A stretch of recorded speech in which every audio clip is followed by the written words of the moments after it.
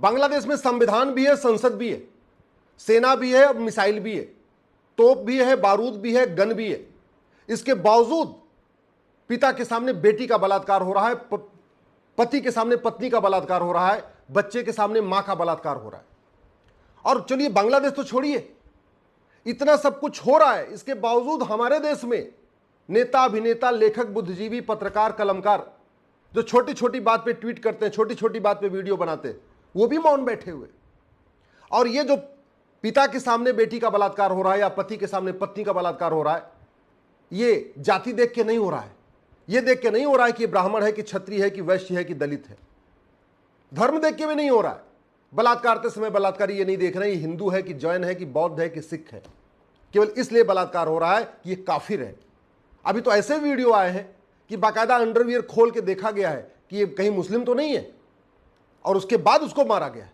आप सोच सकते हैं कि अंडरवियर खोल खोल के देख देख के मारा जा रहा है। जहां क्लियर है कि हाँ ये हिंदू, जैन, बौद्ध, सिख है, उसको तो मार दे रहे हैं, लेकिन जहां डाउट हो रहा है वहां पे अंडरवियर खोल के चेक कर रहे हैं कि हाँ ये हिंदू ही है कि नहीं है। और हमारे देश में इसके बावजूद संसद में तू मैं हो रहा है, आरोप प्रत्यारोप हो रहा है, नूरा कुश्ती हो रही, बतौलेबाजी हो रही, तू चोर मैं सिपाही का खेल हो रहा है।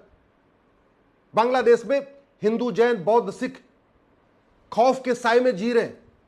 इसके बावजूद हमारी मीडिया, हमारी खबर पालिका विनेश फोगाट के मेडल की चिंता कर रही है। शर्म नहीं आती? इतना सब होने के बावजूद अगर आप शांत हैं तो इसका मतलब आपका मानसिक खतना हो चुका है। इतना जो कुछ बांग्लादेश में हो रहा है, इसके बावजूद अगर आपकी आत्मा झकझोर नहीं रही है तो आप इसका मतलब दल गुलाम हो चुके हैं। पॉलिटिकल पार्टी ने आपके का मानसिक खतना कर दिया है, आपको पूरी तरीके से मानसिक गुलाम बना लिया है।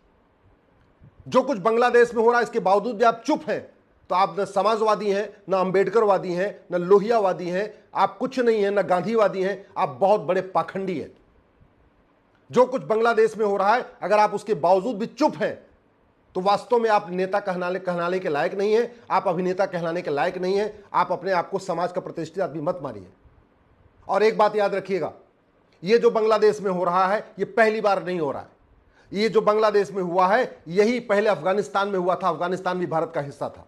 ये जो बांग्लादेश में हो रहा है यही पाकिस्तान में हुआ था और पाकिस्तान भी भारत का हिस्सा था। ये जो बांग्लादेश में हो रहा है ये मालदीव में हुआ था, मालदीव भी भारत का हिस्सा था।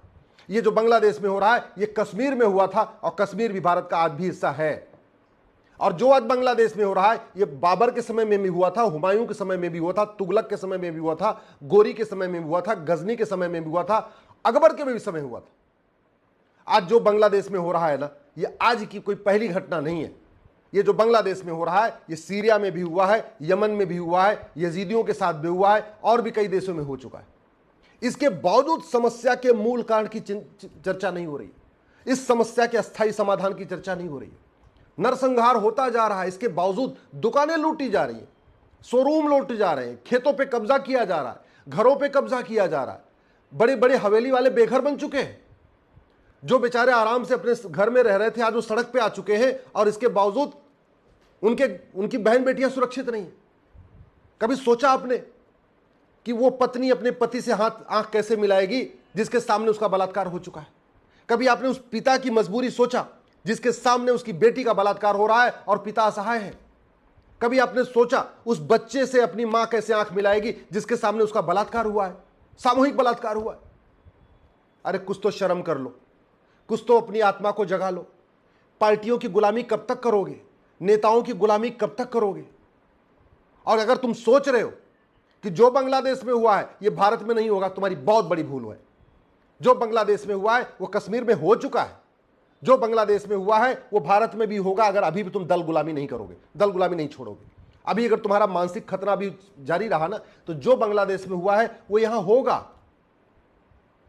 मैं हाथ जोड़ के निवेदन कर रहा हूं, छोड़ दो दल गुलामी, छोड़ दो पार्टियों की गुलामी, कठोर कानून की मांग करो।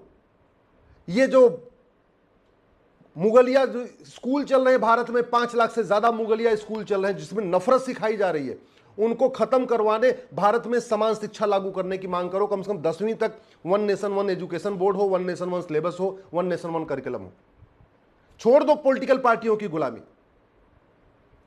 यहां पे भारत में समान नागरिक संहिता लागू करने की मांग करो। समान धर्मस्थल संहिता लागू करने की मांग करो, समान जनसंख्या संहिता लागू करने की मांग करो, घुसपैठ के खिलाफ कठोर कानून की मांग करो। हमारा कानून सड़ा हुआ है, इसलिए 5 करोड़ घुसपैठिए तो 2017 में ही आ गए थे, अब तो ये 5.5 करोड़ हो चुके और कोई घुसपैठिया निकाला नहीं जा रहा है। किसी एक राज्य से घुसपैठिया कोई निकाला नहीं जा रहा है। ये कड़वी सच्चाई बता रहा हूं। छोड़ दो पार्टियों की गुलामी, छोड़ दो नेताओं की गुलामी, और जिन नेताओं के भरोसे बैठे हुए हो, जिन पॉलिटिकल पार्टियों के भरोसे बैठे हुए हो, ये कुछ नहीं तुम्हें बचाने नहीं आएंगे। बांग्लादेश में हत्या बलात्कार हो रहा है, कोई पॉलिटिकल पार्टी उनको बचाने आ रही है क्या? जो वहां हिंदू जैन बौद्ध सिख 1 करोड़ से ज्यादा आज की डेट में सड़क पे आ गए हैं, वो भी वोट देते थे, वो भी पॉलिटिकल पार्टियों के सदस्य थे। बांग्लादेश का कोई धर्मगुरु, महामंडलेश्वर, कथावाचक किसी को बचा पा रहा है क्या? अरे वो अपना ही घर नहीं बचा पा रहे। बांग्लादेश का कोई व्यापारी दूसरों को बचा पा रहा है कि नहीं? वो अपनी दुकान नहीं बचा पा रहा है, अपना शोरूम नहीं बचा पा रहा है, दूसरों को कैसे बचा लेगा? बांग्लादेश का कोई नेता अभिनेता दूसरों को बचा पा रहा है क्या? वहां तो अभिनेताओं का घर जलाया जा रहा है, वहां तो गायकों का घर जलाया जा रहा है। अभी जलाया गया ना बांग्लादेश में। तो अगर तुम किसी नेता के भरोसे बैठे हो, किसी अभिनेता के भरोसे बैठे हो, किसी लेखक के भरोसे बैठे हो, बुद्धिजीवी के भरोसे बैठे हो, किसी कलाकार के भरोसे बैठे हो, सुबह से लेकर शाम तक किसी पत्रकार के लिए ताली बजाते रहते हो, तो तुम बहुत बड़े गफलत में हो। तुम्हें समझ में नहीं आ रहा है कि इस समस्या का स्थायी समाधान क्या है।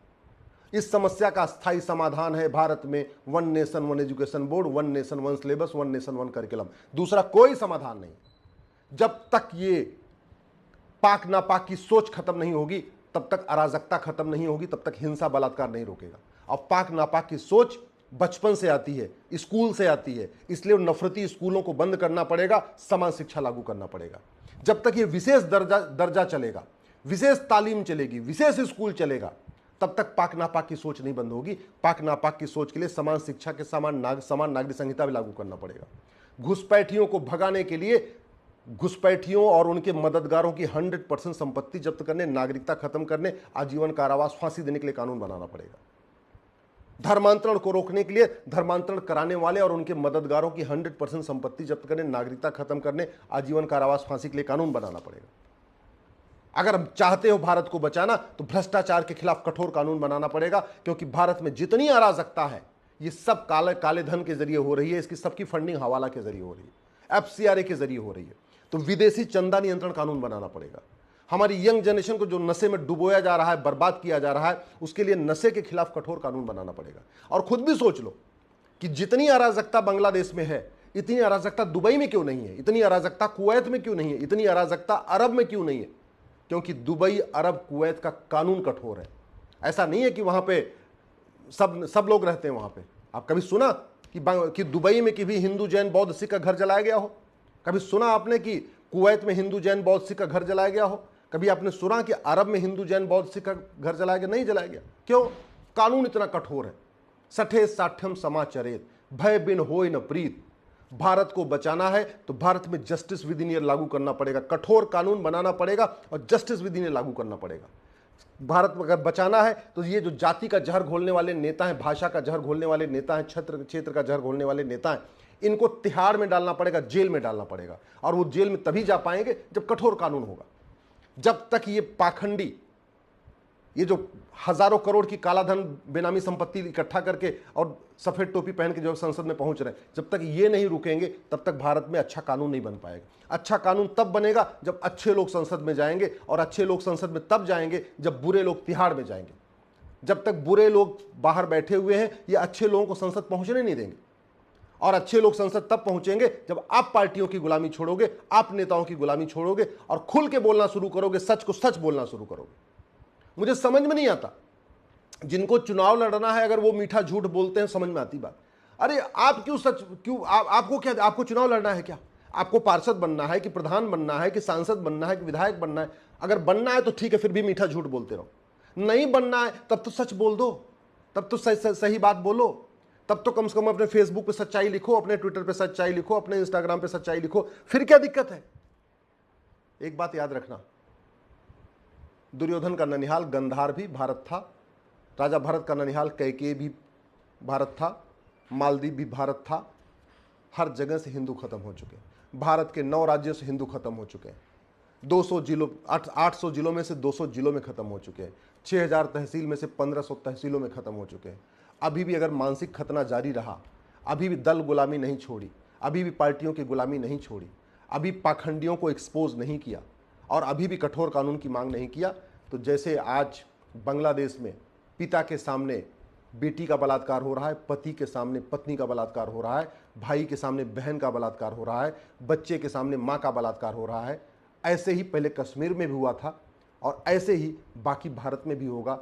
साजिश बहुत तगड़ी है और उस साजिश का एक ही तरीका है, अधर्म का नाश करने के लिए कठोर कानून बनाए जाए।